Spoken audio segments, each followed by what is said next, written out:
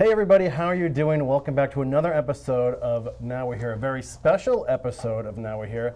I'm Cory Cooper alongside my co-host Heather Atwood. How are you, Heather? I'm great. I couldn't be greater, Cory. We have two more special guests right here with us, and they're making my day really nice. We've been anticipating the show for a long time. Yeah. We were going to do this last week for Giving Tuesday. The weather wreaked a little bit of havoc. Yeah. And then, so we rescheduled it today, but it's okay because it's still the giving season anyway. Exactly. And yeah. so we can get into more of how Animal Aid was doing throughout Giving Tuesday and throughout this holiday season. But we also are excited to announce that we'll be showing up as many of these furry little friends of ours. All these guests. We have so many show guests. And right? I think you have Maggie. I have with Maggie. You? Yeah. Maggie is here on my shoulder, and I don't want her to ever leave. And you have This is Sadie. Sadie Boy. Sadie Boy. He's a boy, and he loves my ear. So we're going to try to get this show going like this. I know. Yeah. Well, so first of all, how are the last 24 hours? Yeah. So if you didn't see on Facebook last night, Heather and I were actually in Europe over through the last 4 or 5 days or so. You were there for the long weekend, Yeah. right? Yeah. And you were in Berlin. I was in Berlin visiting my daughter, had a wonderful time, and said to Cory, "Oh, I won't be back until Monday evening." And Cory said he wouldn't be back until Monday evening. Yeah, I was in Reykjavik in Iceland with the Innovation House out of Magnolia, and I've gone a couple times already and brought my parents and the wife over there, and it was a great time, and we just happened to share the same flight back. Yeah. So we were all in Iceland about 20 hours ago. Yeah. Together. And here we are. It was very fun. And this is, Sadie Boy, this is going to be an awesome day today. It so is, I'm I super know. excited. So Yeah. if you don't know, if you're not familiar with Cape Animal Aid, capeanimalAid.org. We're here at 4 Paws Lane over in West Gloucester, right behind the Beachbrook Cemetery. And I've done a lot of work with Animal Aid over the years, and I'm super excited to bring in our first guest today. Somebody I grew up with, as a matter of fact, and graduated with it. Sunniva Buck, the Executive Director here at Animal Aid. How are you, Sunniva? I am wonderful. Thank you so much for having me here and for you coming here today. We're really appreciative for this opportunity to showcase some of our pets. Oh, It's a great organization, Sunniva. You are really doing a beautiful job. Thank It just is so clean and healthy, and every pet seems, from like little tiny ones to older ones, seems happy and bouncing and healthy. Yeah, we have a great team. We really do. We have a wonderful staff that's really committed to taking care of these guys, and we have a wonderful group of volunteers that help out as well. And it's hard not to when they're doing things like kissing your ear. That's so cool. This one's just so nuzzly. So, Cory, I know you grew up with Sunniva, but I would like to know how you got into this job, taking care of puppies and kittens. Well, I always loved animals. It was a passion of mine. I drove my parents insane. I had guinea pigs and rabbits, and I had a paper route when I turned 12, and I fed feral cats and then rescued kittens when they got sick and brought them home and cried and begged. And so my parents knew I was going to do something with animals when I was pretty young, and I actually ended up hearing about a part-time animal caretaking position when we were down on Main Street, probably about 19 years ago now. And that's how I started. I started just coming in and working about 6 hours a week, cleaning cages when my son was little, and I just felt like there was a lot more we could do, and we just started looking at different ways we could help out animals in our area and animals outside of Massachusetts, and one thing after another, and lots of involved and really active and dedicated people. You know, we have a great board of directors, Absolutely. great volunteers, great community. The Gloucester community, the Cape Ann community has really supported us and got us here to this new building. I was going to say, yeah, and then you make the move here to 4 Yeah. Paws Lane. And for those who aren't familiar with the building here, can you just sort of explain what the facilities have to offer? Yeah, sure. Well, we have 7,500 square feet. Our old building on Main Street fit in this education room here. This is the William H. Lambert Education and Training Room that we're in today. We have a lot of space for enrichment. That was really our goal, was not just to be able to help more animals, but to be able to better care for the animals that we had. On Main Street, it was a wonderful building. We joked that it was held together with duct tape, and that wasn't always a joke. It was a reality. But we did wonderful work there, but we were very limited. You know, we only had the space that we could work with. Up here, we have big play yards outside for the dogs. They can have play groups. We have walking trails in the woods for the shelter dogs that our volunteers and staff take them out on. We're able to give them much more sort of bright, airy enclosures. Suk is really happy. They have playtime. You know, the cats have beautiful big windows, they get a lot of sunlight, they get views of the outside, they get to watch birds, and they get playtime out in the main rooms. And so it really allowed us to increase the quality of care that we were able to give the animals by enriching their environment. I saw a really happy group of young puppies, well, older puppies, I would say, young dogs out there running around earlier this morning, and boy, were they having a good time. And that's what really said to me, these dogs are really happy.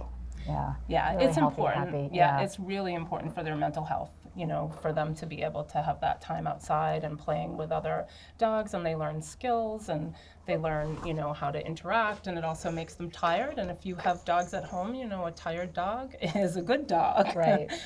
Yeah. So now what sorts of things are happening here at Animal? Sadie Boy going someplace? Well, yeah, we are busy caring for animals. We have school groups and community groups come in and visit to learn more about animals, how to care for them, how to read body language. We have a wonderful volunteer pool in our local community that comes in and helps care for the animals every day. We do a lot of vetting on these guys, so there's a lot of vet work and a lot of sort of that. Veterinary work. Sorry. Yes. Using slang. Yeah. Veterinary work, yes. So there's a lot of routine vaccinating, routine deworming. There's health exams, a lot of sick care, you know. Rescue animals are not always the healthiest, you know. Sometimes they come in pretty debilitated condition, and so we might be nursing them back, and we have, again, a wonderful veterinary team here as well as in the community that we work with. So we're nursing animals back. So could you talk to us a little bit about the rescue process, where a lot of these animals come from, and how you connect with the people in these areas and their health when they arrive? You're just referring to that. Yeah, sure. So firstly, we do take locally, of course. That's definitely a priority for us as well. But we are pretty successful here and in our community and in New England, broadly speaking, with spay and neuter. You know, pet owners, most of them are pretty responsible. You know, you go into the vet with that first visit and they start talking to you about scheduling your spay neuter. That's something most of our community is pretty proactive with. Shelters do pediatric. We do pediatric spay neuters so that our animals are altered before they're placed into homes, so there's no accidental litters. A lot of shelters in our area practice that. So we're very blessed that we have a good education and outreach in our communities for spay neuter. Other parts of our country, that's not the case, and in our world, that's not the case. And they're still euthanizing, you know, thousands, hundreds of thousands of animals for no reason but space. You know, that there isn't an adopter and they need that cage. You know, so we're able to partner with groups in other parts of the country that are still faced with that in a way, and be able to take animals to help reduce their need to euthanize. It also, our community is very rescue aware, you know, and want to do the right thing. They want to take in a rescue that, you know, doesn't have another opportunity. And so we're able to kind of match those both. Also locally, we do have a spay mama program too. So if we do have local residents occasionally that find themselves in a situation where they have an unwanted litter, you know, accidents do happen, no judgment there, but we are happy to help out with that. They surrender the litter to us and we provide for a free spay for mom. So that's something that's important to get out there too, that's available for local residents as well if they find themselves in a situation with a litter.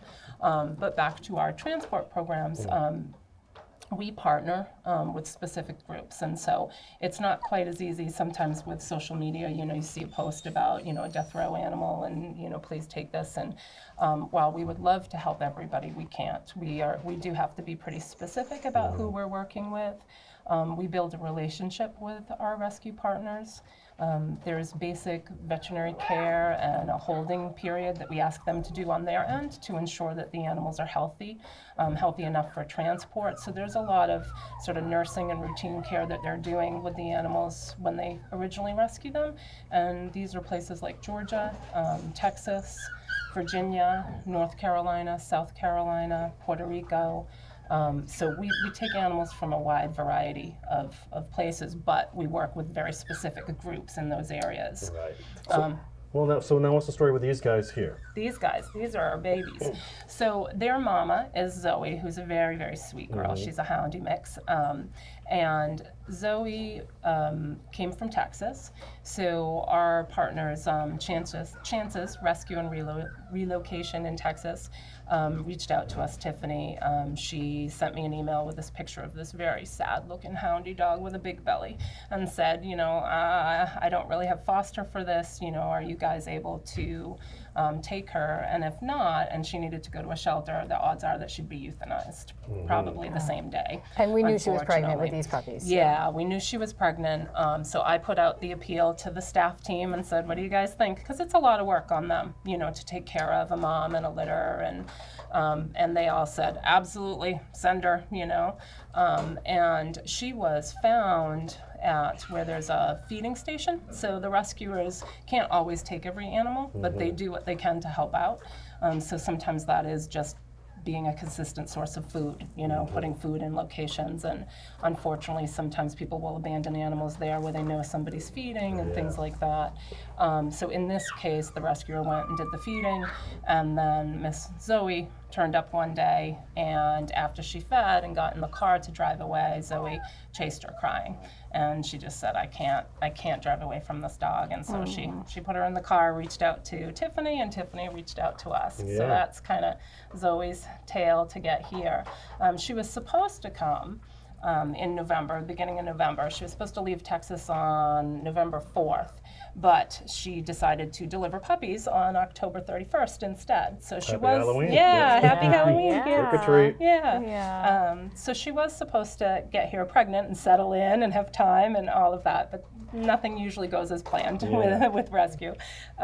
So we waited because we didn't want to send her with brand new babies. But so they came about 2 weeks later when the puppies were about 2 weeks old. They arrived here on the 16th. And we were able to set them up, and we started out with just staff only, taking care of them, and now that they've been here with us for a few weeks, our volunteer pool helps out and is taking care of them. And then these little guys already have fosters lined up for when they're ready to be weaned from mom. Gives mom a break. So there are 8 of them, right? Yes, there are 8. 8 of these little guys. Yes, I got an email on the 31st saying she had 6. And then I got an email a little bit later saying, oops, make that 8.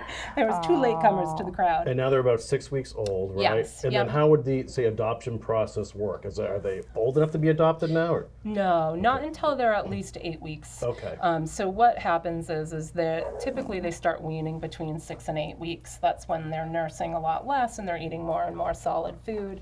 We start their vaccine protocols.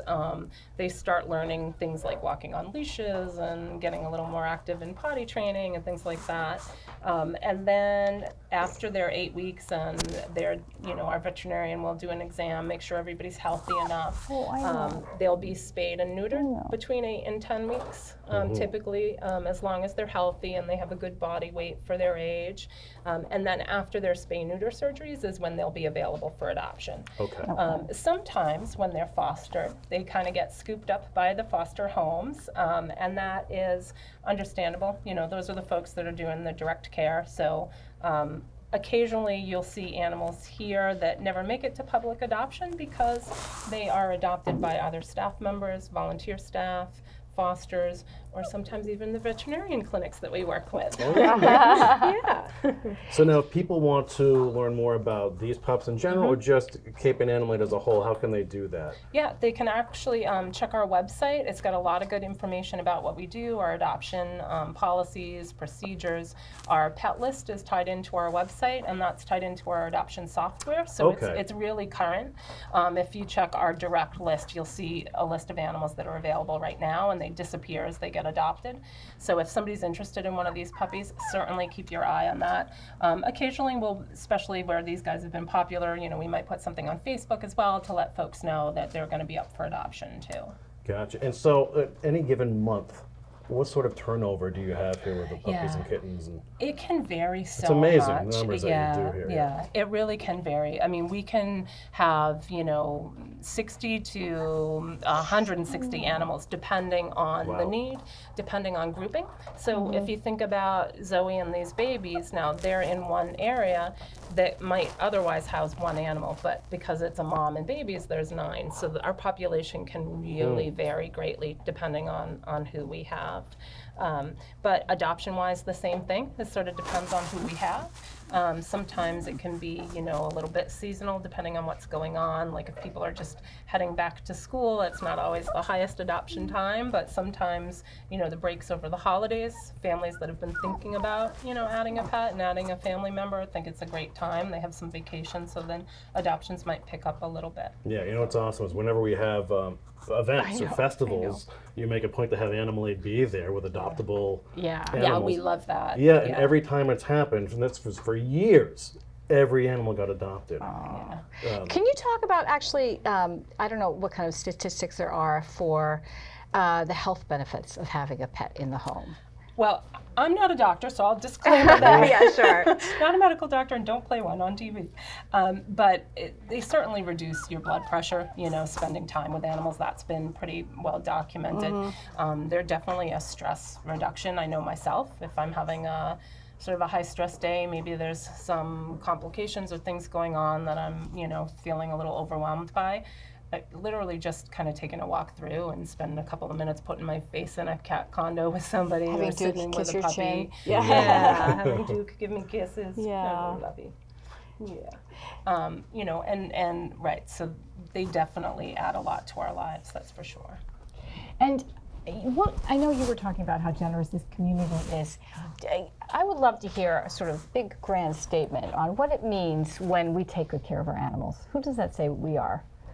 It really says that we're a compassionate, caring community. I mean, the way that we treat our animals is so reflective of the way that we live our lives, I mean, we are a very giving community. We have a lot of people in our community that think of others and sort of pay it forward, and that's evident in the way that we treat our pets and how much we, the fact that in this small community we support as many veterinary offices as we do, and as many, animal supply stores, and as many, dog walkers and doggy daycares, and that's because people really value their pets as a member of their family.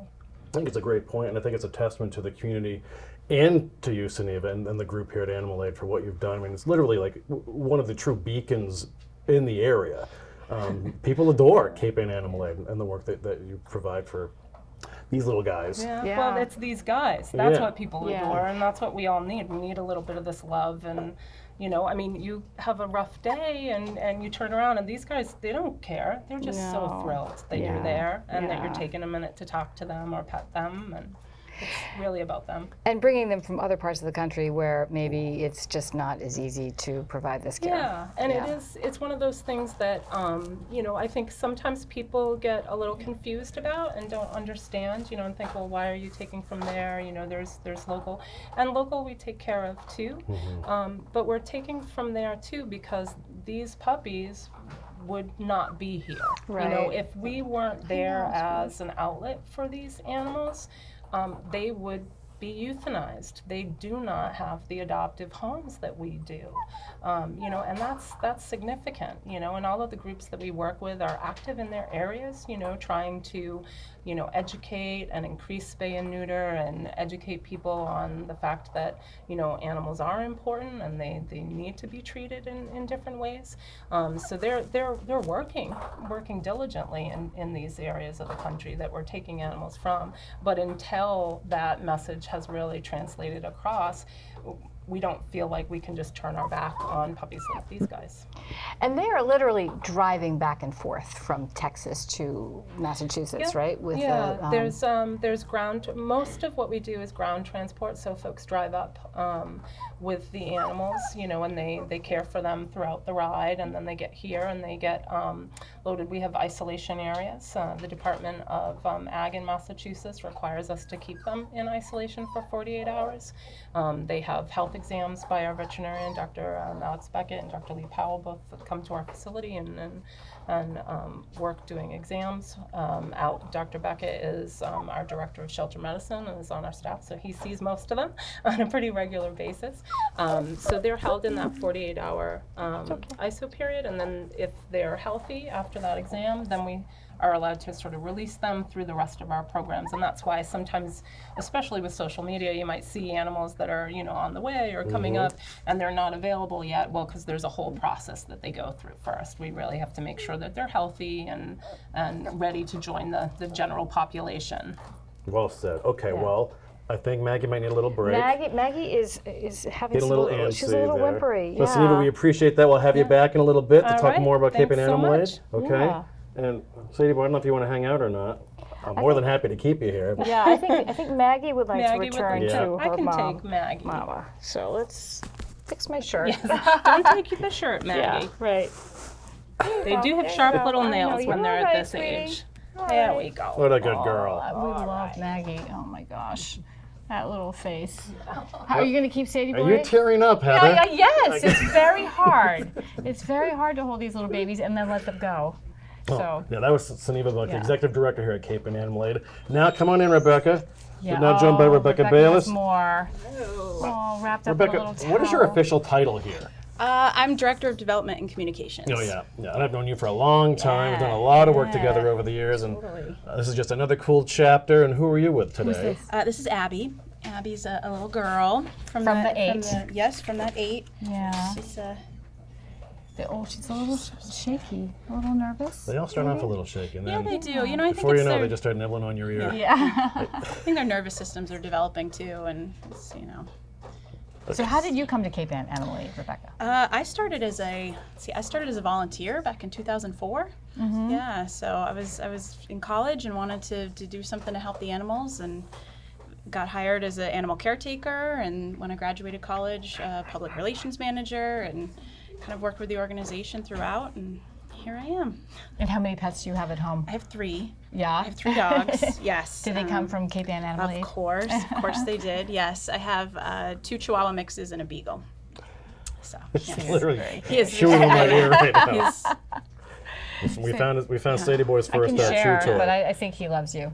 We'll take them away if we see any blood. Yeah. They do. They have like pointy little teeth, those little puppy teeth. Well, so Beck, this is obviously a busy time of year for Animal Aid. So do you have any specific events coming up? Of course, we know the Winter Ball happens. Yeah. And Yes. that in February or about March? That's in February, Yeah. yeah, February 22nd this year, and that is a huge event for us. Last year we net $65,000, which is huge when you're great. talking about all the animals that can help. So that's a big event. That's a big gala, silent auction, dinner, dancing, raffles, fun, you name it, and that's up at the Doubletree Hilton in Danvers. Well, how many events are you putting on throughout the year, participating in? Yeah, we have 3 major events. We certainly participate in the Gloucester Pride Stride every April. Yeah. We really love that.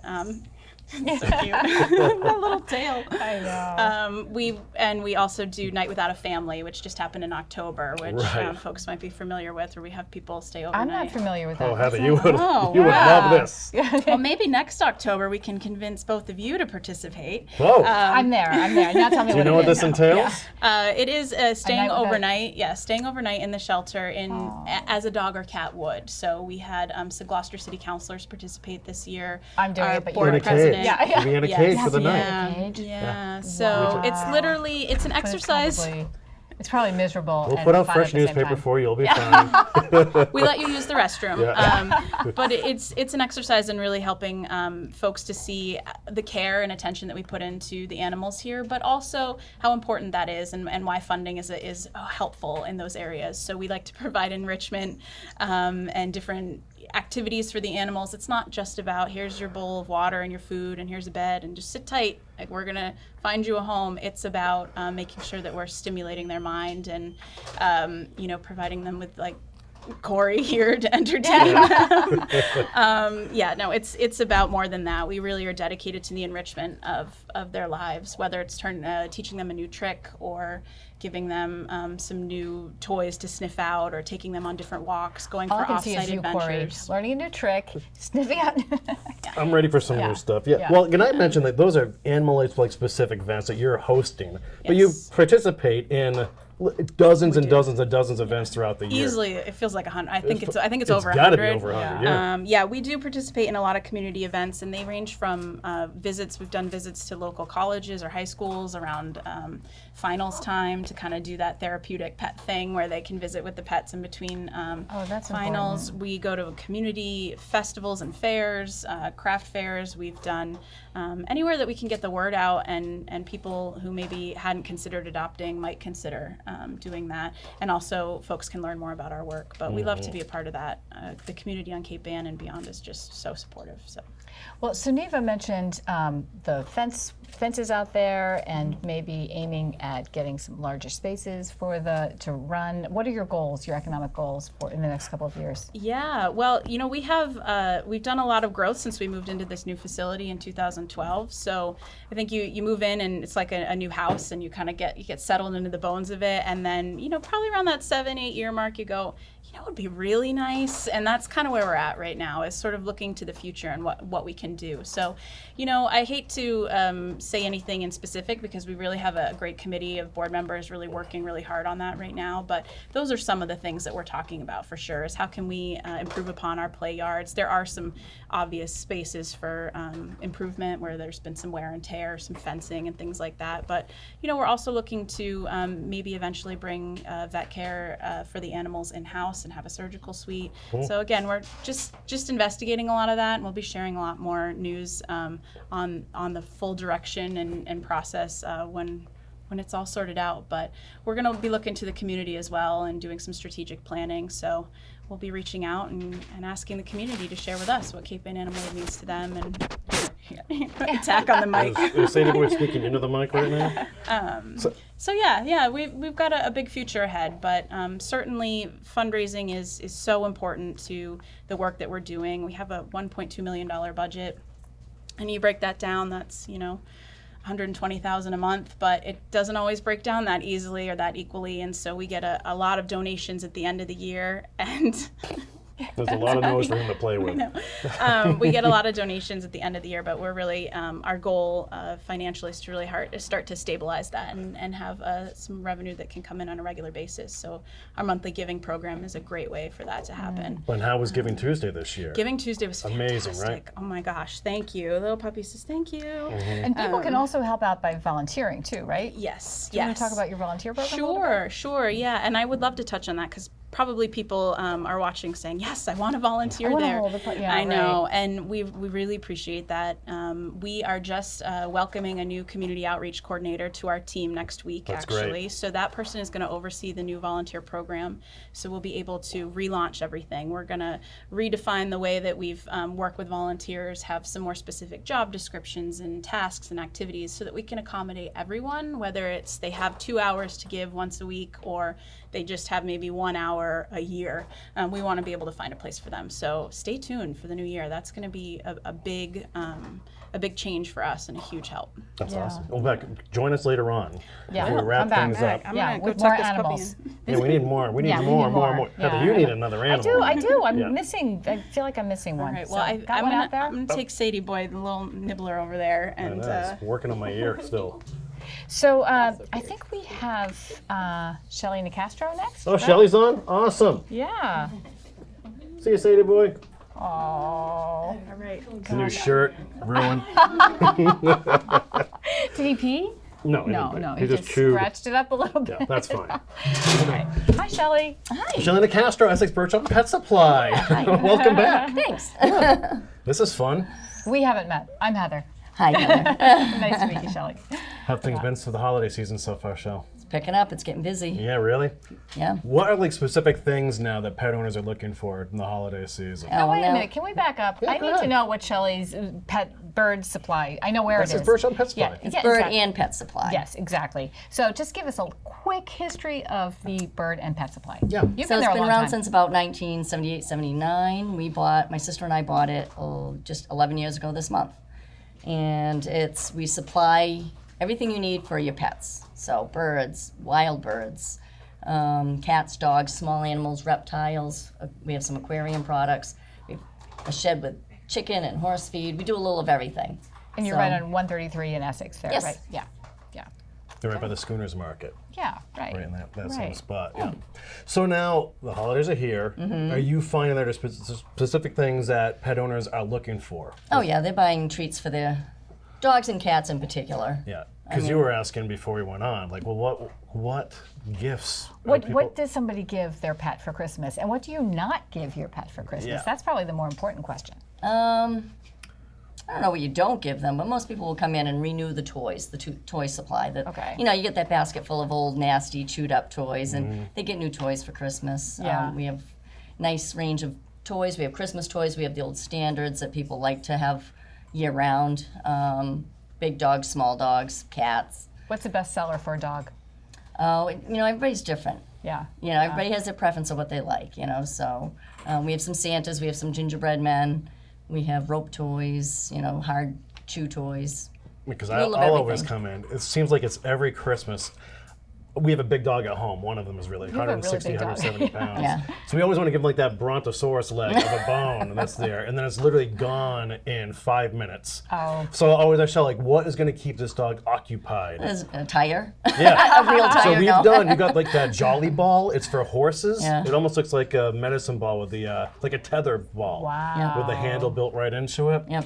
And you know, Shell would say like, yeah, well, that'll at least last a little bit, you know, a little while. And then, Yeah. like a week later, it's like, Shell, I mean, it's gone. Like, It's hard what's to the keep a story? mastiff Yeah, happy. Yeah. So I have to tell the story of my Corgi, who is 15 years old, and for 15 years she's been getting a bone once a year in the stocking.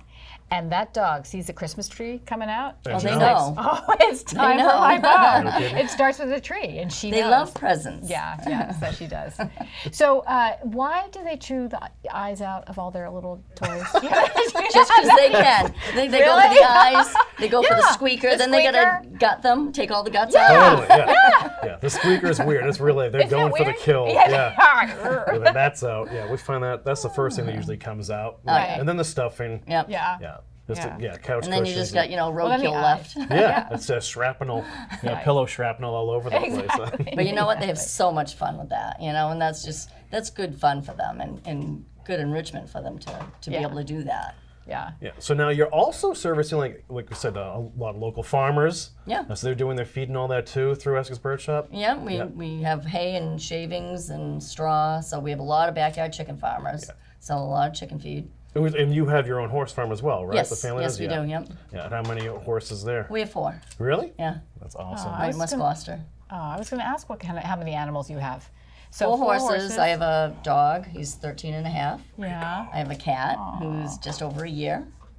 But I've had when my daughter was, still living at home, we had the hamsters and the guinea pigs and the rabbits, and she had to have, try everything. Yeah. Yeah. Any changes in how you've seen animal ownership happen over the 11 years you've been in business? More horses, less horses, more chickens, A less lot more chickens. That has Interesting. increased definitely. Yeah, huh. Horses probably a little bit less. That seems to be a little bit down. And, I think we're here in the Northeast. We're very crowded for space, so I think that's a limitation for a Right. lot of people. And it's expensive here. A to have bale of horse. hay cost how much? Anywhere between $7 and $11. That's amazing. Cut down on your hay this year. I have to start, I have to start budgeting my, Yeah. for my hair. Yeah. So I'm trying to think of other toys that are usually popular this time of year, right? So it's always the Kong stuff or the bones filled with something for them to dig after. Yep. It seems take to a be a while big to hit. get at. A lot of people are now getting back out on the beach again now that they can bring their dogs back to Oh the beach. yeah, that's right. So Chuckets are very popular. Chucket Frisbees. Yeah. Those are real popular toys to have. And we always have those in stock. And you think that as far as, we were talking about poinsettias before, right? Yeah. And keep animals away from that. Like, I didn't know they were poisonous. Yeah. Okay, so here's the thing. I was looking that up Yeah. fairly recently. And so poinsettias are not typically, they're poisonous, but you have to eat a large quantity of them. But there's a sap in them that causes an irritation in the mouth and the throat, which will cause you or your pet to throw up. So you probably would never ingest enough to actually poison you because it would cause such an irritation to you. Gotcha. But we would see our dog get sick. Yes, Is what would yes. happen. Yeah, it's like when the dog gets into the whole bag of Halloween candy, Right. not just have like a Right. Hershey The poinsettia Kiss. is not really typically going to kill your dog because you probably just won't ingest enough of it in the Right. process. But holly and mistletoe are very poisonous. So if you hang that mistletoe up, make sure it stays up and doesn't hit the floor. I got one dog that could reach that. The other one we're pretty safe from. The other thing that's really poisonous people have this time of year is amaryllis. Oh, yeah. Highly poisonous. Oh, that's You amazing. really don't want them eating that. Wow. Huh. I did So not know that. don't keep it in the house Yeah. if you have cats and dogs. I have a couple. Just Do you make really? I do. Yeah. Yeah. So amaryllis, the tall stalk Yep. with the big flower at the top. So the flower in the stalk is poisonous, and apparently they believe that the bulb is even more poisonous. So Oh, that's really interesting. Interesting show. So now the holiday season, what are the hours over at Bird Shop and Pet Supply? regular hours, we are open Tuesday through Saturday, Tuesdays and Thursdays 9 to 6, Wednesday, Friday, Saturday 9 to 5. And you and Sister Sue have been doing this for how long now? 11 years. That's pretty cool. That's really nice. Any changes on the horizon the next year or so, or it's just like status I quo? think status quo for now. Yeah. Oh, so I want to ask you, like, why do you think chickens have been exploding recently? Martha Stewart. Do you think there's Partly, are there right? more like small size farms or people? It's a great way. Yeah, they're easy to keep in a small backyard, and usually most towns don't have limitations on what you can do as far as chickens are concerned. Except They don't have Rockport. Oh, no kidding. Rockport. Yeah, except for noise ordinance. Remember Save the Rooster? Yeah, I do. Yeah, that's right. That's probably the noise ordinance. Yeah, right. So most people can manage to do that with their children. It's just a nice learning experience. You get Yeah. that little bit of a farm experience with the family. And then also, I mean, fresh eggs. Fresh eggs. Is- I Do mean, you remember when eggs were, don't eat eggs, they're terrible for you? Well, they're not. Yeah, then it was brown eggs or local They're- eggs. they're and local wonderful eggs are for you. fresh. And now it's like raise your own chickens Yeah. and have the best eggs. Oh, we're good to go? Okay. So, Shell, happy holidays, Merry Christmas. Merry Christmas. I'll Happy be in for holidays. Martha's Bone. Yeah, and I'm All due right. for a visit too, and you're gonna have to give me advice again. It's, I don't know. Like, I honestly don't even know anymore. Like, there's one dog that's fine; she can do anything, and it can take her a while. This Bubba is. Poor Bubba. Yeah, Well, it's an does issue. Bubba know that Christmas is coming and that ball, the medicine He's ball a is coming? meatball. He doesn't know what's happening. But like we've given him the big bones before, and he Yeah. just bites Yep. right through them. It's Yeah. pretty ridiculous. But his, Well- his jaw's like a vice. It's amazing. But Yeah. even Martha actually can go through a bone like that on Christmas Day. No kidding. Yeah, and she's, a corgi. So, So now, if people want to learn more about Essex Bird Shop Pet Supply, how can they do that? How can they find EssexBirdandPet.com. We have a website. you? Yeah. Facebook page, friend us on Facebook. I update that regularly. You're doing Instagram too now. And Instagram too. Isn't I that try fun? I try to get that in there. That's cool. All right. Well, thank you so much. Thank you so much. Nice to meet you, Thank too. you, Shelley Same Nicastro here. from Essex Bird Shop and Pet Supply. Go see her down on Eastern Avenue in Essex, right by the Schooners Marketplace. I've been there for ages, so I go there all the time too. Well, It's I have awesome. been there, but I haven't met Shelly. Oh no? So, yeah. Awesome. So I think we have a special guest coming up next. Is that right? Yeah, a very special guest, So right? Sunniva is back. Sunniva Buck, the executive director here at Cape Ann Animal Aid. And Sunniva, who are you with? I am with Bean. Hello, Bean. Hello, Bean. Bean is about 8 weeks old, and Bean is a local surrender. Family wasn't able to keep her. So she is here looking for a new family. And here's my question, actually: is Bean showed up by herself? So No, there were a others? couple of Oh, okay. other pets in the household. Okay. Yeah. Oh, okay. All right. Well, Bean is really adorable. Yes. And I am very interested in adopting a kitten here today. Oh, You well, don't say. Maybe you would like to hold I would really Bean. love to hold Bean because she just looks so soft and so curious and so intelligent. Well, we saw you with Maggie the puppy earlier. Yeah. Right. Well, Definitely keep a hand on Bean because Yeah. she's a little more yeah, wiggly she- than the okay. puppies. All right. Well, so I have this 15-year-old corgi who loves kittens, and I decided she needed one, and I was thinking I might find somebody here today. Yes. And Bean looks pretty special. I think she just might do it.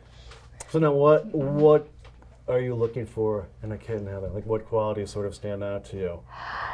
Or you just Curling love, up you on just my love that you're being shoulder. loved? Yeah, exactly. Yeah. That's about it. No, actually, that's not true because there's some wonderful cats upstairs that I did check out already. Like really wonderful. I do have these 2 older animals in the house. I have a 20-year-old cat and a 15-year-old dog, and the dog has already. Who are probably both going to give you a little bit of a look that if you bring home a baby. No. The dog particularly has expressed passion for little things like kittens. Yes. Like she really loves kittens. So, but she also loved a Chihuahua that she saw in the vet's office recently. So it seems to be little things. And I feel like even though the cats upstairs are really appealing and they make eye contact and they look so beautiful, I feel like a kitten is going to be what my dog would engage with, and I want the pet to engage with my dog too. Yeah, and you that's know? important when you're thinking about adding a new pet to the house, is not just somebody that connects with you, but Exactly. somebody personality-wise, energy-wise, size-wise, etc., that you think is going to work well with the rest of the household. Exactly. I mean, you have multi-pets at home too, and it's important because the dynamic can change, so you Yeah. really want to think about that when you're adding a new pet for I mean, sure. they're like people. You're Yeah. introducing people to more people. Yeah, so when people come here and they can peruse, Yep. whether it's puppies or kittens, and if they already have pets, can they bring that pet in to see how, if they'll get along with the perspective? It depends on the situation, depends on the pets. With dogs, we typically ask them to bring their dogs in so that we can do a dog-to-dog introduction and see how the dogs get along. We try to do that down in one of our play yards outside so yeah. that it's less stressful for the dogs.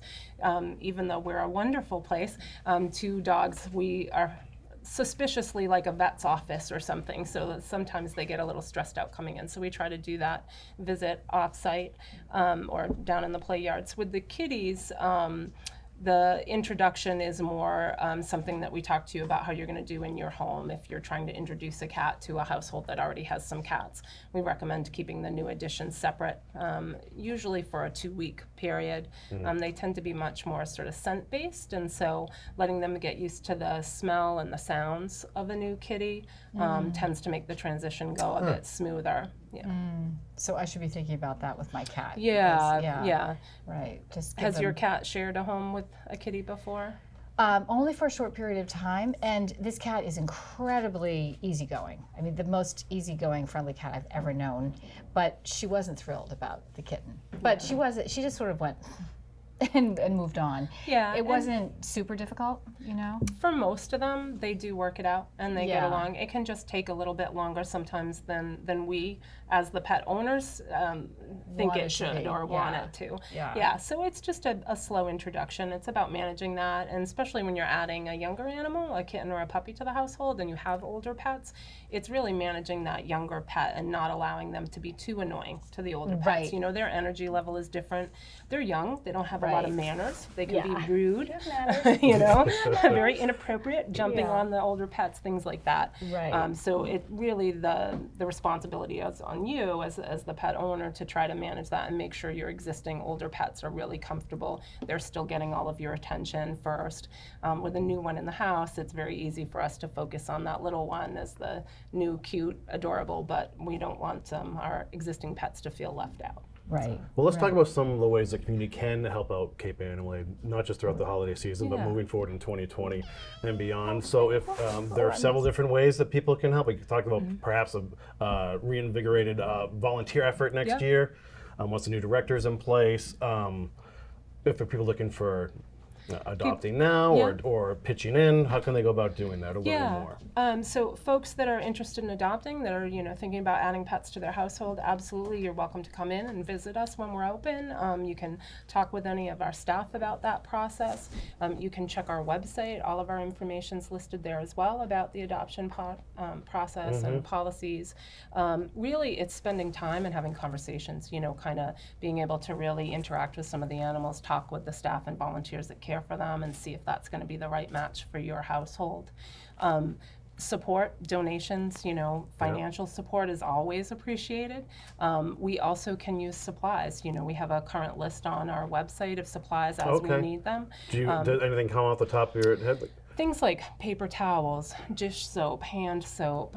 You were talking about toys. You know, some of those hard chew bones, those like Jolly Ball. We have some big dogs here that love those kind of things. Little training treats, because that's something that we're always working with the animals, trying to help them with their social skills or their manners, things like that. So those can always be used here. Martingale collars for the dogs. So there's fleece bedding, things like that we can use a lot of. And we do keep the website updated with that wish list as well. Okay, cool. And that's capeandanemily.org if you need to check that out, whether now or after the show. So that's awesome stuff. I really think that Bean will have to come home with me. Oh, Heather. That's one of the dangers of coming in to visit. So if you have any vacancies at home, they might be quickly filled. And the place is open for people to come in. Yep, we're open every day of the week except for Mondays. Mondays Okay. we're closed to the public, and we open at noon time, Tuesday through Sunday, and we have varying closing times. But we open at noon. Where Tuesdays we're here till 5, Wednesdays till 4, Thursdays till 7, Fridays till 6, Saturday and Sunday till 4. And I know it's a very nice thing to just come in here and walk through, because I've done it quite a few times, and see who's here.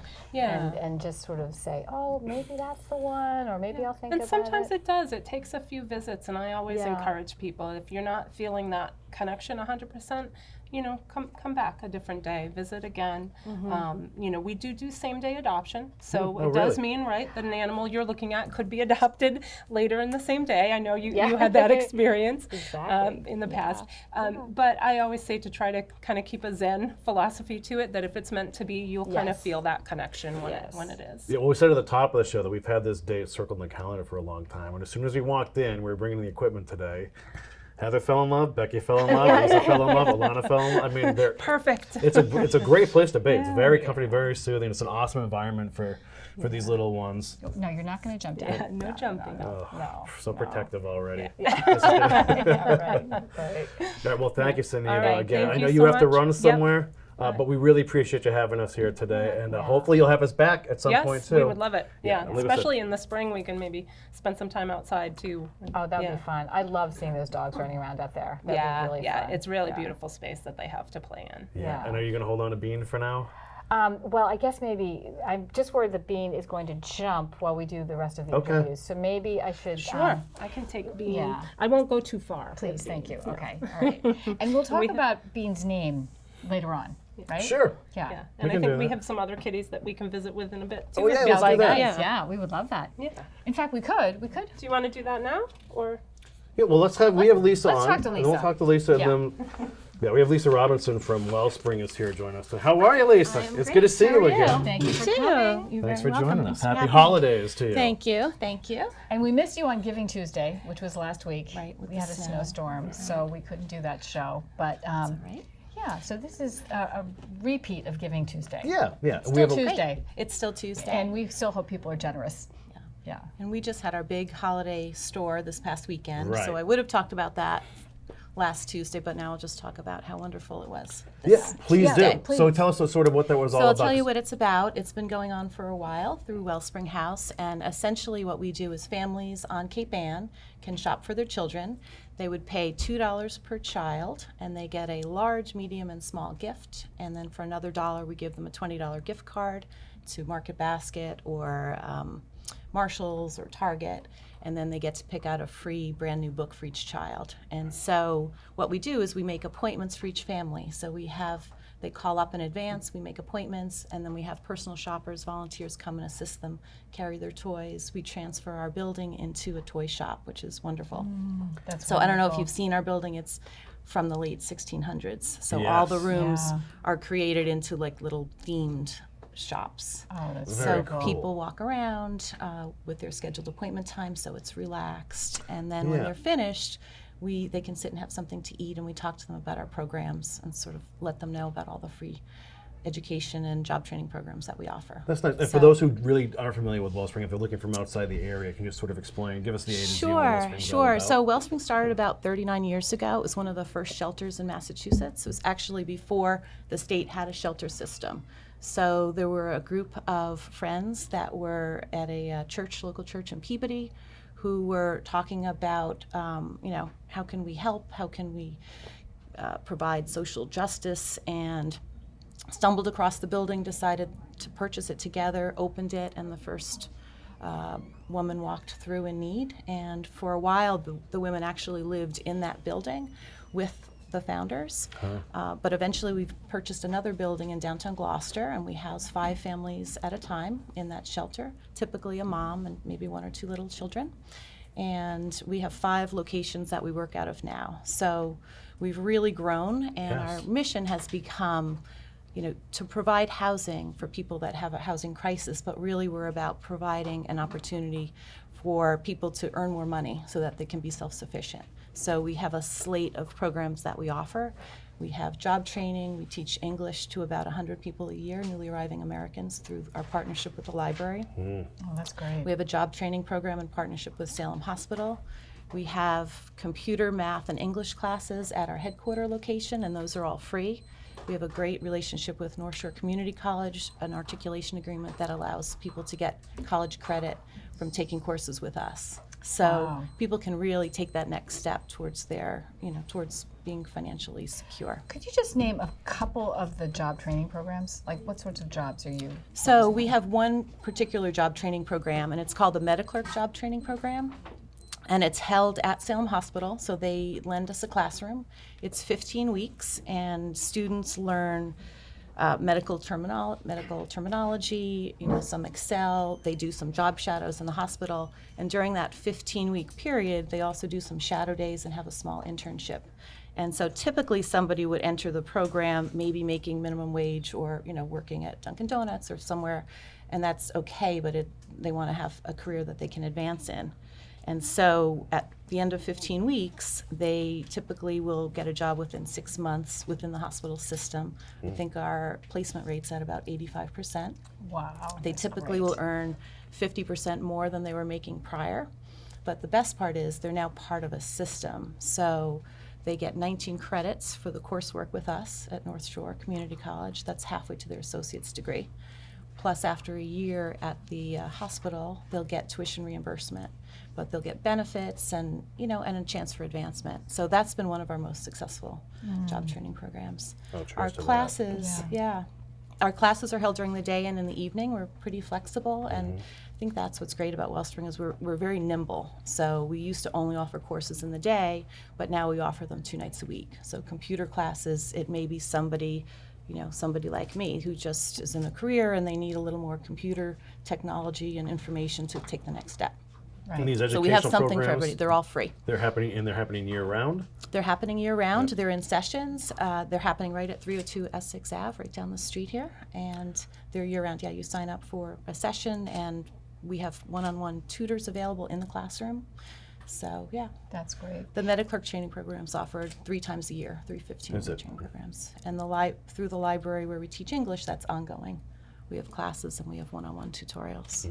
So how can people find you, either to receive your services, to enter your programs, or to support you? So they can call us, call our line. They can stop in at 302 Essex Ave. They can stop in at the library, visit our website, wellspringhouse.org. And we have services for everybody. We actually have a homelessness prevention line, which is pretty active. So people call and maybe they need our services or maybe they just need help with referrals. So that's another big part of what we do. So we find that often somebody just doesn't know how to navigate the system. So we take, I don't know, 350 calls a year, probably more than that. And then with some of those families, we'll work intensively with them on a plan. So we work with about 70 families a year on a case management basis to sort of help them navigate their next steps. And how many of you are actually there at Wellspring? So that's, I think we have 40 staff, but about half are part-time or very part-time. So our shelter we have is staffed 24 hours a day. So we have people that are doing overnight shifts at the shelter. There are people that are teaching math classes. And there are about, I think, 16 full-time staff. But what makes the engine run is we have close to 400 volunteers. So that's great. Yeah. Yeah, I volunteered there for a while too. It was Did you? the garden in the back. I was the garden in the back. The garden's Really? great. When Yeah, Rosemary it's was great. there for a long time, and And look, as you started to talk about the building Right. itself, just spending a lot of time in there, it's pretty fascinating. It It's is. really cool. Yeah. And if you don't know, we're talking 302. This is in West Gloucester now, right by Little River. Right. The Wellspring House. Down Yeah. the street from here. Yeah. But I was surprised to learn about the other Yeah, we properties you have. in we there. have 5 locations. We own 3, and 2 are borrowed space. So yeah, we own a freestanding shelter. We also own a single occupancy building for low-income single adults in downtown Gloucester.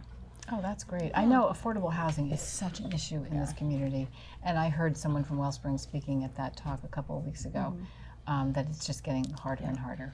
It's, I mean, we're in a very, very expensive place to live, and so what people need is the way to earn more income. So that's Exactly. what we're really focusing on. How can we sort of stabilize your situation and then help you earn more income? We also have a mentoring program which helps people. They're assigned a one-on-one tutor, and they come up with a plan with staff, and then they're on their way to either educational or occupational goals, and that's another great volunteer opportunity to work with them for. Yeah. So does Wellspring So- House have any immediate needs now for the rest of the holiday season, or have we already turned our eyes to 2020? Well, we're big push on our annual fund right now. So all of our programs were about 50% privately funded, and we do receive some funding for our shelter. We have some grants that fund us, but we really rely on our generous community. So yeah, that's kind of our big push from now to the end of the year. And if people want to help out, what's the And easiest if way people for want them to do help that? out, they can call or stop by. We're always in need of volunteers. And what's great is we have opportunities if you want to volunteer once, like at the holiday store and be a personal shopper, or if you want to volunteer long-term basis, there are opportunities. For instance, if you wanted to be a mentor, you would commit to 18 months, but you would only maybe meet with the person once a month or talk to them once a month. So it depends on what you're looking for. If you're looking for interaction with students, if you're looking for event help, we have something for everybody. We have something for everybody on both sides. That's great. So And do you still have that garden in the back there? we still have a Yeah. garden in the back. I did a and- story on that once. It Oh, was you really, did? Yeah, really great. Yep. And you were making, your cook was making lunches from the Yes. vegetables in the garden. So Mary Hardwick is our, Yeah. she's our chef, and she cooks for the staff every day, and she uses all the vegetables from the garden. So yeah, so it's a nice treat to have as a staff. It is nice and just makes it feel that much homier for everyone and warm. We sit together for lunch every day, and we don't talk about work. And any volunteers or people that are in the building are welcome to join us for lunch. So if you want to stop by and check us out, 12:30 is the right time, because then you get to have some homemade soup. Perfect. Yeah. Well, thank you so much, You're Elisa, for welcome. joining us. Thank Happy you. holidays. Thanks so Yeah. much. Yeah. Nice to I'm see gonna go you. look at the puppies and kittens. I know. Good luck. Yeah. But Bean, I think, is Bean is adopted taken. already? Yeah, that's it. I already have 2 adopted dogs. So. Oh, Thank you so much. Thank you, Thank Lisa. you. Lisa Robinson from Wellspring. And you can learn more at wellspringhouse.org. Awesome stuff there, too. So this is a fun one, Heather. I know. This is, well, puppies and kittens. And know. I'm meeting my new baby. I know, I know. And also, it just goes to show you just how we've talked about how giving the community is, and all these amazing. great, like fascinating local nonprofits, Right. And how the service just goes both ways. So it's really been cool to get in touch with those folks as well, you know. Yeah. And we have another great guest to share. We with you. do. I think we have Lara Lepionka from Backyard Growers. Laura, Backyard Growers, how are you? Good, thanks for having Happy me. holidays to you. Same. Thanks for being here. Yeah. Yeah. And we're exciting. sorry we missed you last Tuesday. I know, as we missed all- snowstorm, but now it's spring again. So Yeah, no Right? kidding. I know. How did that happen? I don't know. Yeah. Yeah, for those of you outside the year, it's like 60-something degrees today outside. It's crazy. Yeah. So yeah. that'll change in a day or Right. so. I know. So I love having you here because we met a bunch of years ago. Yep. First of all, at your Beacon Street garden, yes, but then also at the Cape Ann Farmers Market where you were just a little table little table. and you yep. had some vegetables on the table. Yep, that's how and- we started. Backyard. So give us the origin story and then go into what you're doing now because Great. it's so great for this community. So Backyard Growers started. It's our 10th. We just closed our 10th growing season. That was 10 years ago. I know, That's isn't that amazing. crazy? Wow. Yeah. So we just finished that up. So we started out with the Great Recession of 2008, before Backyard Growers was a thing, and our family was trying to make ends meet, and we just tore up the lawn in the backyard and started building raised beds, and we Right in the learned how to do center of it. Gloucester. Right, and we collaborated and partnered with a lot of other local organizations, like the Food Project, to teach us how to do what we were doing. And then Backyard Growers started as a program of the Cape Ann Farmers Market. So that's where we first lived for a number of years. And we started out putting gardens in people's backyards to help increase access to fresh, healthy food. And we started out with 10 families in my neighborhood, and now we have hundreds of families all over Gloucester with backyard gardens and community gardens, and then a district-wide school garden program. So Yeah, I mean, it's really quite impressive. It really is. And I love the mission that to just bring more fresh local produce to the Cape Ann community. yeah, so it increases access, and it also has an educational component, especially for children. We've found through our school programs and through their backyard and community gardens that when kids grow things themselves, there's more likelihood that they're going to eat it and be excited about it, and it's just a familiarity thing. So we found that over the years, with the repeated work we're doing in the schools, that we have a generation of Gloucester kids who are fine with eating their vegetables, more or less, in certain contexts anyway. So really changing the landscape of how kids think about. And you're a foodie yourself, so you must. Well, I have been. yeah. I have written a lot about it. Yeah. Well, we just recently talked about that school program. So could you just describe for our viewers, many of them probably know it because their kids have been through it, how it works? And the recent graduates have gone all the way through your program, Almost, pretty much, right? yeah. Yes. So we do a K through 5 program in all 5 elementary schools called Salad Days and Fall Harvest Days. And it's very simple, and because it's simple, it works, and we're able to impact 100% of kids in the schools. So every single kid comes out in April with their raincoat on, and everyone plants salad greens. And so you have this In the school garden. In the school gardens. And so you have this it's like a chia pet of lettuce growing like a carpet everywhere. And then the kids come out for a special Salad Days event where they harvest the lettuce. We have big salad spinners. They all come out, again, 100% of kids, and then they eat the salad the next day in the cafeteria. So it's a full seed to fork experience where they plant it, they watch it grow, they cut it, and they eat it. And just that very simple hands-on experience is really important for kids to really make things stick and feel comfortable with trying new things. On that same day of Salad Days, each grade level plants a fall crop. So things like dry beans or carrots or potatoes, things that you can kind of not worry about all summer long when we're at the beach. And then they come back in the fall, and we have Fall Harvest Days where the same repeats. All the kids come out and they harvest what they planted. They're in a next grade up. And then we partner with the food service department in the schools, and all those veggies get roasted up and served. And served, yep. Yeah.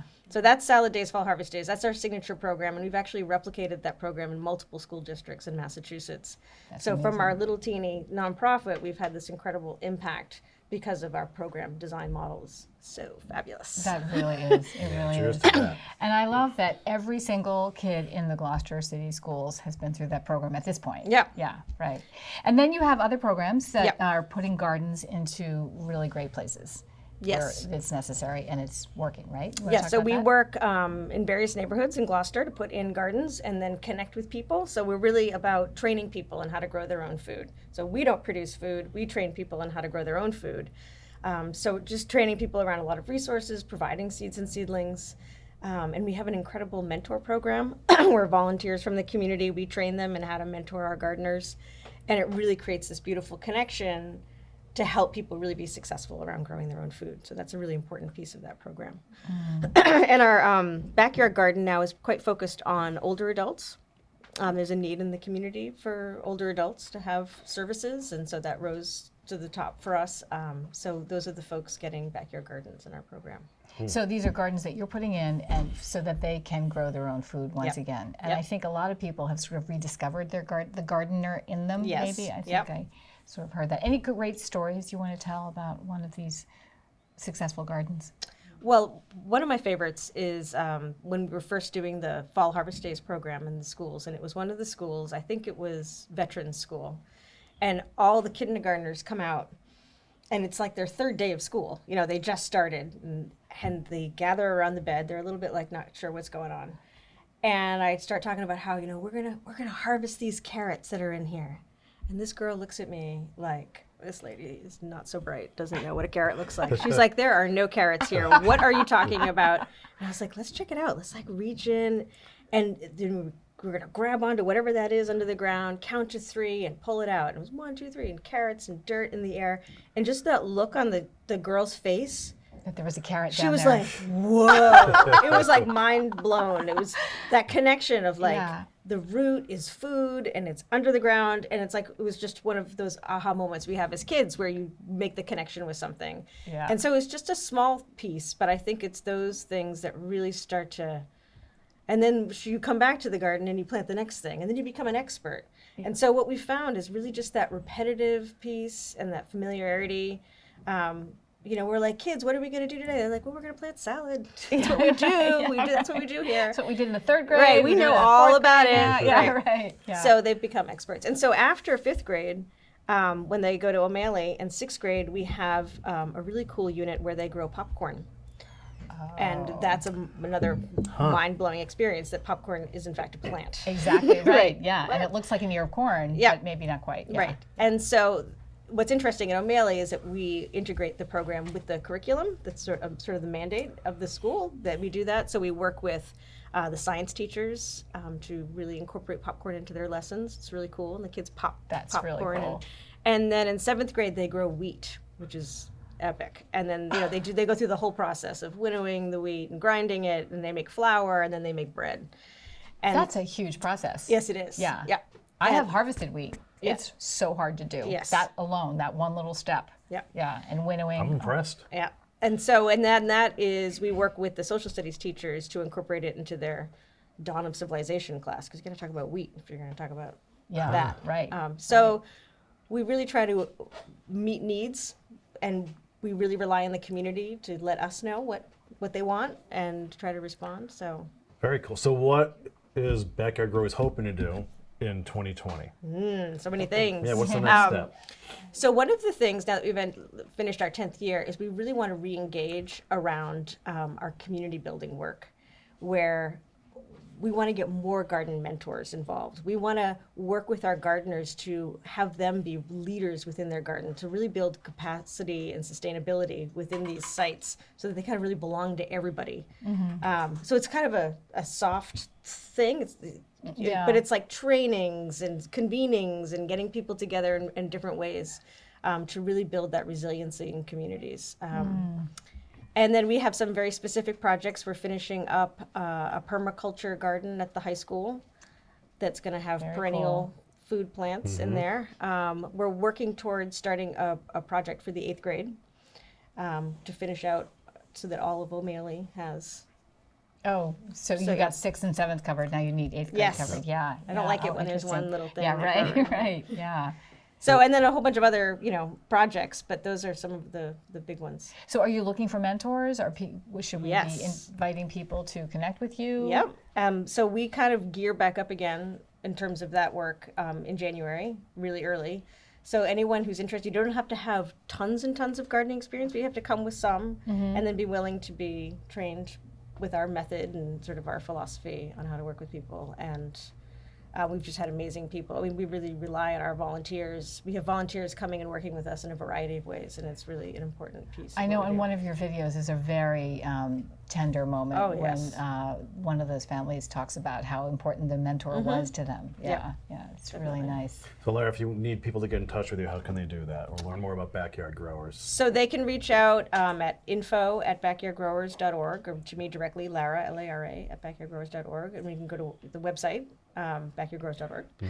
And we have a great Facebook page. It's very active, and Instagram to kind of follow along and see what's going on. Yeah, So that you do. Lots of great pictures. fun Yeah. pictures. Very cool. Gardens, children, Yeah. all kinds of families. Yeah, it's really great. Lara Lepionka from Backyard Growers, thanks so much for spending Thanks for some time with having us. me. Yeah, thanks for Thank Have a you. great holiday season. You too. All right, so there you All go, right. folks. You can learn more about Backyard Growers right at backyardgrowers.org. And we have one more nonprofit, We do. yet another great one. I know Elise. Do you know Elise? Yeah, I do. This is Elise Sinagra from Pathways. Hi, Elise. Great to see you Great again. to see you. Hey, Elise, how are you? I'm good. It's How good are to you see guys? you again. We're Great. good. Happy holidays. Happy holidays. Yeah. You just had a big party. We did just have a big party. Yeah. Yes, and I will talk a little bit more about that in just a second because Okay. it's discussion worthy. It was Yes. awesome. Oh, Yeah. good. Yeah. Good. So right at the top, what is Pathways and what's going on at Pathways? Okay, so the long answer to what is Pathways is that Pathways for Children is a leading provider of early childhood education and care Yep. on the North Shore. We have 3 centers. We have centers in Gloucester, Beverly, and Salem. But through those 3 centers, we serve 14 communities and about 500 children. And very importantly, we also serve their families with wraparound services. Kind of the shorter answer to that is that we help families who are impacted by economic inequity.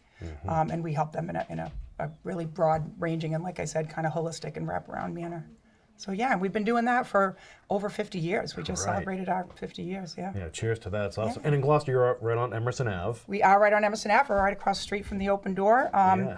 I feel very, very honored to be here today following up such great company as Lara from Backyard Growers and Lisa from Wellspring House. Backyard Growers comes over, and I've seen our kids, our Head Start kids, pull that lettuce out of the ground, and like it's the most adorable thing you've How ever cool seen is in your that, life. really? It's so know, incredibly cool. yeah. And the types of wraparound services we provide where our social workers get to know families very, very well. They might, if a family thinks that it might be a good thing for them to maybe enroll in something like the MediClerk program, then our social workers kind of hook them up with resources like that. So you guys are they can- communicating with all these organizations on Cape Ann. Very much Yeah, so. Very yeah. much so. Yeah. And I had the joy of spending a full day with your kids in the great. school age program. That was Yes. really great. And one of the things that was so impressive, well, first of all, was just the warmth and the comfort and the happiness those kids felt in that building, but also that they've been coming there since some of them were babies. Yes. So it really feels like home, and as they said, a neighborhood. A neighborhood, exactly. Yeah. And thank you for bringing that up, Heather, because we do serve children from birth through age 12. So that's just a powerful span of continuity for the children that we serve, for many of them And their that are with families, us. And as you keep saying. exactly, and their families. Yeah. So we have 5 core programs, and we do have Early Head Start, which is just the really babies. little ones, and then we have the Head Start program, which is a national program that I think a lot of people know of, and then School Age Care takes over after that. And then we have other programs that kind of address some of those wraparound needs. We have a family enrichment program and a coordinated family and community engagement program. So those are our 5 core programs. Tell us about community engagement. Or am I interrupting? Yeah, no. What go does on. community engagement mean? Well, coordinated family and community engagement means reaching out and making sure that we can work together with other aspects of the community. The city, sometimes the hospital, Leahy, well now Beth Israel Leahy is very supportive, and just kind of any other organizations that we can have that 2 and 2 equals 5 level of impact with, you know what I mean? Where when we all put our resources together, we can coordinate that and loop the families into it and make sure that that we're providing even more enriched community resources for the families. Yeah. Great. Great. Any specific needs for Pathways for the holiday season? Absolutely. Thank you for asking. So we are in the middle of our holiday toy drive, and if I could very quickly rattle off the Go toy. right ahead, Yeah, please do. The Cape Ann toy donation locations are the Beauport Hotel, who's doing the Stuff-A-Bus for Pathways right now with one of those great vintage VW buses they have, and they're just stuffing those with toys. And then they pull up in front of Pathways at some point with a big red bow on that bus, and all the merry little elves at Pathways kind of unload the toys. Which is a great thing. So that's all to contribute to ultimately what becomes our holiday store, where our families come in and they get to shop for free for their children. But we have this huge multi-purpose room. Heather's seen it, and it just becomes this incredible holiday store with toys all divided up by age range and interest and stuff like that. But the parents that come in, when you see parents walk in with that kind of the weight of wanting to do so well for their families around the holidays, and then they leave with that their whole affect is just kind of brightened and lifted and lightened because they get to go around and they get to pick stuff for their children who they know best. Yeah, And there's which is a nothing great like thing. knowing that you're giving your child a present that they're going to love on Christmas Day. Exactly. And to have those families have that ability is great. Exactly, and the social services staff that we have does a great job coordinating that and working very closely with the families. And then we just get such incredible support from the community. So I think I got stuck at Beauport. The other And places, even Elise, we're going to be at Beauport next Tuesday. Awesome. And they actually would like somebody from Pathways to talk about Stuff-A-Bus. So all right, I might see you might have to be a again. returning guest. Tuesday. Yeah. If I get it, Tuesday We'll be there thing. if next I have Tuesday. to do it, I have to do it. Yeah. I love doing stuff like that. But Okay. other places are Cape Ann Bowling, Institution for Savings, both the Gloucester and Rockport locations, Manchester Athletic Club in Manchester and Gloucester, Minglewood Harborside, and Seaport Grill. And then we have a whole list of other places in the Beverly, Salem, Peabody, kind of Middleton area Yep. as well. And people can go and see all those locations on our Facebook page or on our website. Very cool. Yeah. So if we could kind of circle back to Heather's recent experience coming to Pathways. So we're just kind of still on a little bit of a high because we just had our big annual fundraiser, which is the Snowball, and that was Friday night, and we took in over $253,000 for Pathways programs. And part of that, part of that evening was that we do show a video for a fund a need portion of it where we focus on a specific need. Okay, wait a minute. Yeah. This is the first time I'm hearing about this. Okay, yeah? just have to let everyone know. Okay, how'd it go? So the Fund a Need went incredibly well. The program that we focused on was the school age care program, and we kicked off that ask where we ask people to fund this program by doing a video, and we did that very closely with 1623, who was so awesome. And Heather came in and got to meet and interact with a bunch of our kids, and the kids were just so excited to take part in that. And at the Snowball on Friday night, some of the kids were there that were in the video, and they were just... Did they like it? They loved it. They were off the wall just with excitement to see their video, and it went very well. And it did. We did hit our goals. We raised. That's great. Yeah, we raised about $100,000 with that video. We're still kind of tallying. We're still kind of tallying what the exact numbers are, but the video did very well, and the response was what we wanted. It was one of those videos that kind of makes you cry a little bit, makes you smile, and you kind of can't help but smile because the kids are so adorable. You have to. The kids are Tis so the adorable. season. Well, I spent a lot of time looking at those wonderful children working on that video, so I feel very close to them. Yes. So it's Good, really nice. good, Yeah. good. So Elise, if you can, think of it, pencil us in for next week at the boat board. So, I'm sorry, what? We're going to be doing the same thing next weekend at the I boat would board. love to do it We at need the to- Yeah, boat that'd be board. awesome. We Let's can just talk. meet again. Yes. Same time, Beauport. Fantastic. Fantastic. Yeah. If people want to learn more about Pathways, in the meantime, how can they do that? They can go to www.pw4c, which of course is Pathways for Children, pw4c.org. That's our website, and then we too have a pretty robust Facebook presence. We're very fierce. We fiercely guard the privacy of our families, so that's kind of something on Facebook. We don't, for a lot of reasons, we don't have pictures of the kids on there, but you can get a lot of good information, and you can get a lot of good information about some of the exciting things that Pathways is offering. We post whenever we're offering a program. We do offer a program called the Nurturing Parenting Program, which is very popular and very well attended and very impactful for families.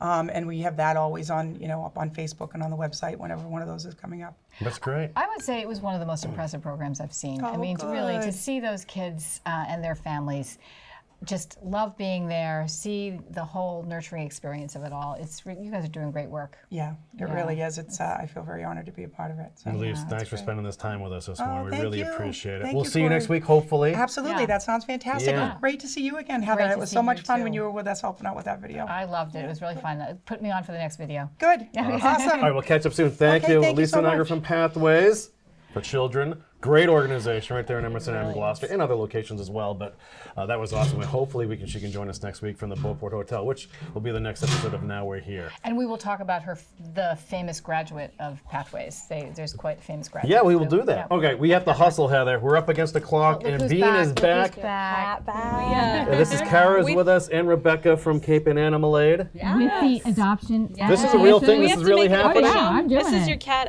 adoption application. Well, just one page, front and back. We'll need you to fill that out for us, and we'll make this official. All right. I'm doing it right now. I'm filling it out right now. Look You at wanna hold- Bean. I know, right? We do have same-day adoptions. So. I'm taking her. I'm taking her. Bean, you're now mine. Oh my God.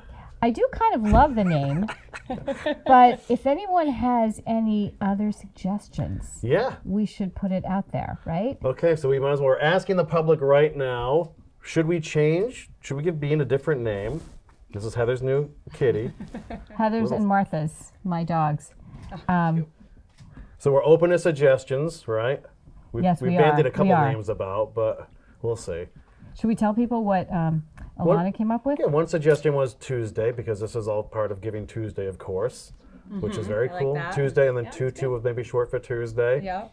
Tue. I don't know. We're just throwing stuff out there. But if you have any suggestions, Tulu. Tulu? Oh, Tutu. I'm sorry. Yeah. Tutu. Yeah. Tutu. Yeah, just drop in the comments section. We'll maybe do a little poll on this later on too. Yeah, so right. congratulations, Heather. You're a new So mommy. excited. I know. I'm so excited. I really Jeez. am. I think, and truly, I've been here a couple of times to visit to say, is that the right cat? Is that the right cat? And Bean feels like the right one. So thank you guys. Perfect. Yeah, I know. All right, I'll finish filling that out Yeah. in front of our listening audience. So, but I'm so excited to take her. Yeah. So, Beck, and while we have you here, just to reiterate the ways people can help Cape Ann Animal Aid through the holiday season now. Sure. Well, visiting our website, capeanimalaid.org, and again, you'll find all the information there about how to donate and our wish list, about adopting, volunteering. All the info is there. Awesome. Yeah, we appreciate it. Oh my God, thanks so much for having Thank you us for here having today. us. Will you Thank you. have us back, please? Yes, yes, and like we said, sometime in the nicer weather, we'll do something out in the back play yards. Yeah, that'd and be have, so great. Have all the animals running around. And next time Cory can adopt an animal. That's All all right. All right. That's you going to don't take some have enough. maneuvering. Yeah. Yeah, I know. All right, well, thank you so much for right, joining us thank today. you. This was Thank you. awesome. Bye. Heather, I- happy holiday. Happy Christmas comes early for Heather Right? at the Atwood household. Exactly. I know. I mean, us and Bean. So, so thanks for all, including her. Yeah, congratulations. Okay, we want to thank all of our guests today: Sunniva Buck, Rebecca Baylies, Kara from Cape Ann Animal Aid here, Shelly Nicastro from Essex Bird Shop and Pet Supply, Lara Lepionka from the Backyard Growers, Elise Sinagra from Pathways, and Lisa Robinson from Wellspring. That was Nice awesome. show. It was a really great show. Yeah, and hats off to our crew too. Becky Tober, director, Matt Macmakin, our technical director, Lisa Smith on the floor today. She's been all over the place. Alana Horn, production assistant, David Lufkin on camera. And thanks to you for tuning in. Have a great holiday season. You can catch us next Tuesday at 11 a.m. at the Beauport Hotel in downtown Gloucester. In fact, that's actually open to the public if you want to come in and hang out for us. Yeah, we'll be come there for a by. special holiday show. So Very fun. happy holidays, everybody. Yeah. From Cape Ann Animal Aid. And it's Giving Tuesday, and it's the giving season, so you can still help out with all these great local nonprofit organizations. So we'll see you next time on Now We're Here. Goodbye, Bean. Bean's going to be part of the show. Yeah, there you go. All right, bye, folks. We'll see you next time.